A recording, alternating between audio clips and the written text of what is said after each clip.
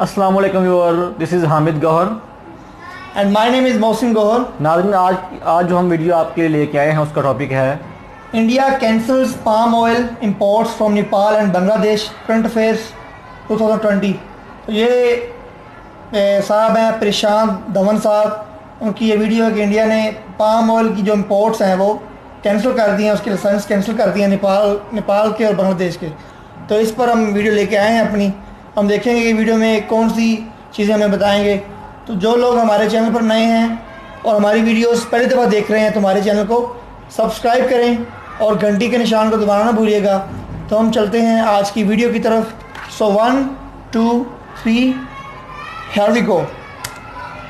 Welcome to study IQ। और इस video में हम बात करने वाले हैं इस टॉपिक के बारे में जो आजकल काफ़ी हद तक न्यूज़ में है। इंडिया ने पाम ऑयल का जो इम्पोर्ट है फ्रॉम नेपाल ये कैंसिल कर दिया है। इस टॉपिक पे आपने कुछ आर्टिकल शायद देखे होंगे। यहाँ पे आप देख सकते हैं द काठमांडू पोस्ट का आर्टिकल है, Nepal's palm oil exports could suffer. नुकसान हो सकता है नेपाल के पाम ऑयल एक्सपोर्ट्स को as India suspends import licences. बाकी वैसे मैं आपको ये बता दूं, इंडिया ने जो इम्पोर्ट लाइसेंस सस्पेंड किए हैं ये सिर्फ नेपाल के सेलर्स के नहीं किए, इस सब के अलावा कुछ बांग्लादेशी सेलर्स के भी किए हैं। ये सब किया गया है over the misuse of SAFTA, south Asian free trade agreement. अब यहाँ पे काफ़ी क्वेश्चन होंगे आपके माइंड में। पाम ऑयल तो मलेशिया से कनेक्टेड था, अब नेपाल में पाम ऑयल कैसे आ गया? वो नेपाल से हम खरीदते थे, इसमें ये फ्री ट्रेड एग्रीमेंट का क्या रोल है? सब कुछ क्रिस्टल क्लियर करूंगा, बहुत कुछ आपको जानने को मिलेगा। So a lot to know, a lot to discuss as always. But before we begin, Google play store पे जाओ and download the study IQ education app. यहाँ पे आप हमारा फ्लैगशिप UPSC कोर्स खरीद सकते हैं। That will help you prepare for UPSC prelims and mains. EMI option इसके लिए अवेलेबल होगी टिल 20 मई 2020। इनके ओरिजिनल लिंक जो है डिस्क्रिप्शन में डाला नेपाल की आबादी है 2 करोड़ 80 लाख के आसपास। इकोनॉमी को अगर हम देखें तो इन नॉमिनल टर्म्स नेपाल की इकोनॉमी का टोटल साइज है 30 बिलियन US डॉलर्स। इन PPP टर्म्स ये आप कह सकते हैं 94 बिलियन डॉलर्स के आसपास की इनकी इकोनॉमी है। और नेपाल का सबसे बड़ा इंटरनेशनल ट्रेड पार्टनर है रिपब्लिक ऑफ इंडिया। इंडिया के साथ नेपाल का टोटल 50% ट्रेड होता है। इन वॉल्यूम्स में अगर हम देखें तो जो फाइनेंशियल ईयर 2017-18 था उसके डेटा के हिसाब से, क्योंकि बाद में डेटा इनका रिलीज हुआ नहीं है, इसके डेटा के हिसाब से इंडिया नेपाल का टोटल ट्रेड 6.8 बिलियन डॉलर से भी ऊपर है। ऑफ कोर्स ये बहुत ही ज़्यादा फेवर करता है इंडिया को। जब इंडिया नेपाल ट्रेड करते हैं तो इंडिया बहुत ज़्यादा एक्सपोर्ट करता है नेपाल को। टोटल हमारे एक्सपोर्ट्स हैं टू नेपाल 6.3 बिलियन डॉलर्स के आसपास, वेराज हम नेपाल से इंपोर्ट करते हैं goods worth only 437 million dollars. ये ऑफ कोर्स 2017-18 फाइनेंशियल ईयर का डेटा है और ये मैंने आपको डेटा प्रोवाइड किया है फ्रॉम फाइनेंशियल एक्सप्रेस आर्टिकल। यहाँ पे आप देख पाएंगे। और इसके कंपैरिजन में नेपाल चाइना का ट्रेड कितना है, रफली आप कह सकते हैं 900 या 800 मिलियन डॉलर्स के बीच में।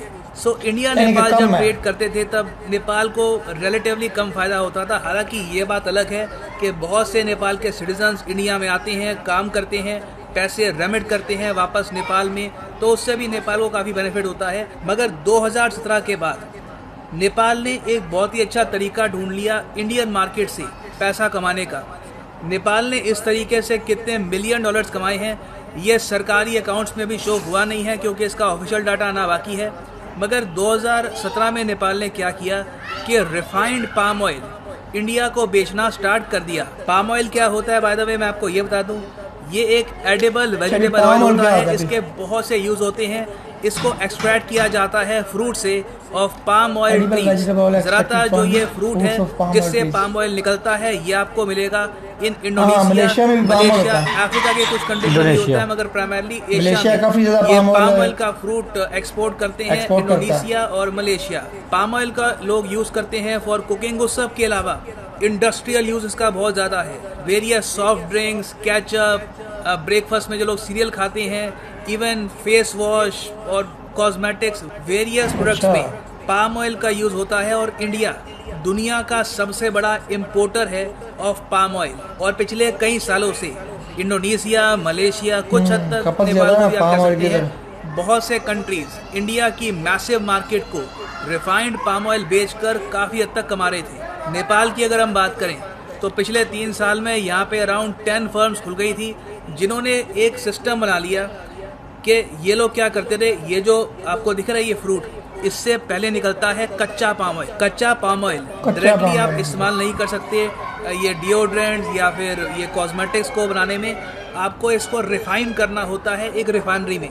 तो नेपाल क्या करता था कि कच्चा पाम ऑयल इस फ्रूट से इंपोर्ट करता था फ्रॉम मलेशिया एंड इंडोनेशिया। यहाँ पे आप देखोगे यहाँ से वो कच्चा पाम ऑयल इंपोर्ट करते थे और फिर उसके बाद इसको रिफाइन करके इंडियन मार्केट में बेचते थे। और इस प्रोसेस की वजह से पाम ऑयल नेपाल का एक टॉप एक्सपोर्ट आइटम बन चुका था 2017 में। यहाँ पे आप देख पाएंगे द हिमालयन टाइम्स का आर्टिकल है from 2017, how did palm oil became Nepals top export item from zero export इन 2017। तो सब कुछ यहाँ पर ठीक चल रहा था, कुछ हद तक नेपाल, मलेशिया, इंडोनेशिया भी और कुछ और कंट्रीज इंडिया की मैसिव पॉपुलेशन में जो कंजम्पशन है इसका फ़ायदा उठाकर इंडिया को यहाँ पे पाम ऑयल एक्सपोर्ट कर रहे थे।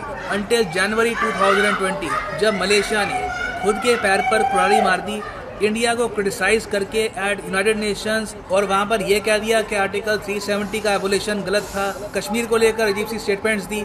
उसके रिस्पॉन्स में इंडिया ने क्या किया कि जो भी palm oil, refined palm oil का इंपोर्ट हो रहा था टू इंडिया, इसको रोक दिया, इसके लाइसेंसेस सारे कैंसिल कर दिए और ये कहा कि ठीक है अभी के लिए हम इंपोर्ट करेंगे बस कच्चा palm oil, crude palm oil, और वो ज़्यादातर ग्रो करता है इंडोनेशिया। तो इंडिया का मेन ऑब्जेक्टिव यहाँ पर ये था इनडायरेक्ट तरीके से मलेशिया का जो बिजनेस है इसको नुकसान पहुँचाया जाए। ये जो मूव था ये completely India ASEAN free trade agreement के अंडर भी आता था, क्योंकि उस फ्री ट्रेड एग्रीमेंट में ये नहीं लिखा हुआ था कि आप रिफाइंड पाम ऑयल या फिर कच्चे पाम ऑयल में कुछ डिफ्रेंशिएट कर सकते हैं। इंडिया ने सिंपली ये कहा कि बिल्कुल हम पाम ऑयल इंपोर्ट करेंगे, बस कच्चा पाम ऑयल खरीदेंगे, रिफाइनमेंट इस पाम ऑयल की हम इंडिया में ही करेंगे। इसमें रुचि सोया, अडानी विल्मर की जो रिफाइनरीज है इंडिया में, इनको काफ़ी बिजनेस मिलने वाला था। अब क्वेश्चन यहाँ पर ये था, जो पाम ऑयल की रिफाइनमेंट की इंडस्ट्री थी उसमें मलेशिया के बाद एक बहुत ही बड़ा प्लेयर रीजनली था नेपाल। तो नेपाल की कंपनीज का क्या होता जो रिफाइंड पाम ऑयल को एक्सपोर्ट करी थी टू इंडिया। देखिए इंडिया ने उस वक्त नेपाल का पूरा ख्याल रखा। यहाँ पे आप देख पाएंगे आर्टिकल है from February 2020, India makes exemption for Nepal, allows some refined palm imports. India ने सिर्फ नेपाल और बांग्लादेश ये इजाज़त दी कि आप लोग बिल्कुल हमारी मार्केट में रिफाइंड पाम ऑयल बेच सकते हैं, बाकी दुनिया में कोई भी कंट्री इंडिया को रिफाइंड पाम ऑयल एक्सपोर्ट नहीं करेगी। तो इससे बांग्लादेश में कुछ कंपनीज और प्राइमरली नेपाल में जो बहुत सारी कंपनीज थी उनका बिजनेस भी चल रहा था। इंडिया में ऑब्वियसली हमने जो क्रूड पाम ऑयल है इसकी रिफाइनमेंट स्टार्ट कर दी थी। उस सब के अलावा नेपाल में भी जो कुछ कंपनीज थी वो भी अपनी कमाई कर रही थी, और इस पूरे प्रोसेस में नेपाल को एक्चुअली काफ़ी बेनिफिट हो रहा था। मैं आपको समझाता हूँ क्यों। इसका रीज़न है साफ्टा, मतलब कि south Asian free trade agreement. आज से कई साल पहले 2004 में जब सार्क का समिट हुआ था इस्लामाबाद पाकिस्तान में, तो जो सारी सार्क कंट्रीज़ है इन्होंने डिसाइड किया कि एक रीजनल फ्री ट्रेड एग्रीमेंट बनाएंगे, इसका नाम होगा south Asian free trade area, SAFTA. इसके अंदर जो टैरिफ्स है काफ़ी सारी आइटम्स में ये मैप में सारे लोग दिखा रहे हैं। जो नेपाल ने साफ्टा के अंडर इंडिया को बहुत सारा रिफाइंड पाम ऑयल एक्सपोर्ट करना स्टार्ट कर दिया, और ये चीज़ ऑब्वियस ही बात है इंडिया में जो डोमेस्टिक रिफाइनरीज है ऑफ पाम ऑयल ये अप्रिशिएट नहीं कर रही थी, उनको पसंद नहीं था कि हमने यहाँ पर काफ़ी बड़ा मूव चला, मगर जो हमारी डोमेस्टिक इंडस्ट्री को फ़ायदा मिलना चाहिए था उसमें नेपाल और बांग्लादेश फ़ायदा उठा रहे हैं।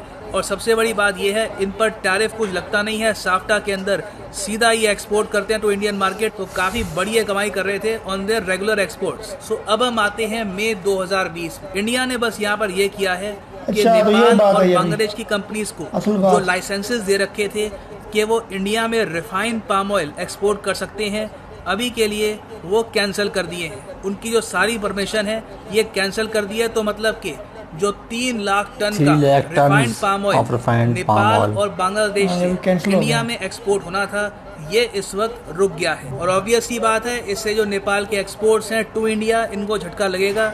नेपाल में अब अगेन ऑफिशियल डेटा कितना है, कितने लोग यहाँ पर काम करते हैं इस इंडस्ट्री में, कितना रेवेन्यू है, कितना टर्नओवर है, इसको लेकर ऑफिशियल डेटा आया नहीं है, मगर डेफिनेटली ये पूरी इंडस्ट्री कई मिलियंस की है, क्योंकि नेपाल के बहुत जो न्यूज़पेपर्स हैं उन्होंने इसको कवर किया है और कहा है कि डेफिनेटली नेपाल की इकोनॉमी को इससे कुछ हद तक लॉस होगा। अब प्रश्न यहाँ पर यह आता है कि इंडिया ने ऐसा क्यों किया? देखिए, इसका बहुत ही सिंपल आंसर है, आत्मनिर्भर भारत बनाने की कोशिश की जा रही है, local manufacturing, be vocal for local. हम लोग ये कोशिश कर रहे हैं कि जितनी रिफाइनमेंट इंडिया में हो सके, जितनी नौकरियां हम इंडिया में प्रोड्यूस कर सके, उस पर हमारा फोकस होना चाहिए। लोकल रिफाइनरीज को प्रमोट करना सबसे इम्पोर्टेंट है। रिफाइंड पाम ऑयल नेपाल और बांग्लादेश से नहीं आएगा तो इसकी ऑब्वियस सी बात है इंडिया में रोजगार जागेगा। जो हमारी वेरियस रिफाइनरीज है इंडिया में, उनको और बिजनेस मिलेगा। So it is good for Indian manufacturing. और दुनिया भर में बिकॉज ऑफ कोरोना वायरस यही पैटर्न कंट्रीज फॉलो कर रही हैं। रिसेंटली डोनाल्ड ट्रंप ने भी ऑफिशियली कह दिया है कि जो अमेरिकन कंपनी यूएस के बाहर मैन्युफैक्चर करेगी उस पर डोनाल्ड ट्रंप एडिशनल टैक्स लगाएंगे, क्योंकि इमीडिएटली क्या हुआ है कि ग्लोबल इकोनॉमी को मैसिव शॉक लगा है। कंट्री सब इस वक्त कोशिश कर रही हैं कि सबसे पहले अपने सिटीजन्स के लिए नौकरियां, उनके लिए इंडस्ट्रीज, उनके लिए मार्केट एक्सेस ओपन किया जाए, फिर बाद में वो देखेंगे ग्लोबलाइजेशन को, इंटरनेशनल ट्रेड को। फॉर द टाइम बीइंग हर एक कंट्री काफ़ी प्रोटेक्शनिस्ट पॉलिसी अपना रही है अपनी मार्केट को सेव करने के लिए। So this is now the complete analysis of this topic. उम्मीद करता हूँ काफ़ी आपको क्लैरिटी मिली होगी, काफ़ी कुछ जानने को मिला होगा। Thanks for listening and as always God bless you all. जी तो दोस्तों, ये थी मेरी आज की वीडियो। तो नाज़रीन, मैं उम्मीद करता हूँ आज की वीडियो आपको पसंद आई होगी। तो नाज़रीन, आखिर में अपना फीडबैक ज़रूर दीजिएगा और आपके फीडबैक का इंतज़ार हमें हमेशा ही रहता है। पाम ऑयल एक अहम चीज़ है जो इंपोर्ट करता है नेपाल, और उसकी जो एक्सपोर्ट्स हैं वो तकरीबन 50% प्लस है इसके डिपेंडेंस पाम ऑयल पर, और लाजमी तौर पर इसको ये लॉस होगा। अब लाजमी तौर पे इंडिया ने अपने फ़ायदे के लिए किया है, क्योंकि हर कंट्री अपना मफाद देखता है और ऐसा करना भी चाहिए, क्योंकि पाम ऑयल अगर इंडिया नेपाल से नहीं लेगा तो कोई ना कोई तो ज़रूर लेगा ना, क्योंकि इसकी कंजप्शन तो कहीं ना कहीं तो होनी है। हाँ, बहुत ज़्यादा कंजप्शन इसकी काफ़ी ज़्यादा है, खाने पीने के सामान में भी होती है और फूड्स में, फैक्ट्रीज में भी होती है, मसनूआत बनती है जो। तो वैसे थोड़ा लाजमी तौर पर, वक्ती तौर पर ये थोड़ा लॉस होगा उनको। और मलेशिया का जिक्र भी आया कि मलेशिया से भी कट आउट कर दी थी पाम ऑयल सप्लाईज। तो महातीर मोहम्मद वो उनकी स्पीच मैंने देखी थी कि इंडिया ने कट आउट कर दी है, तो उसके लिए वो कंट्रोवर्सी चली थी वो पीछे। तो उसके पीछे कुछ एक और वजह है वो उसमें बताई भी। तो दोस्तों, ये थी हमारी आज की वीडियो, और इस पर हमने पाम ऑयल देखा कि क्यों लाइसेंस कैंसिल किए हैं बांग्लादेश और नेपाल के इंडिया ने। तो इस तरह हमारी वीडियोस में मज़ीद शामिल होने के लिए हमारे चैनल को सब्सक्राइब करें और बेल आइकन को क्लिक करें ताकि आपको हमारी लेटेस्ट अपडेट्स मिलती रहें। Until next time, stay blessed and take care. Allah Hafiz. Drop it.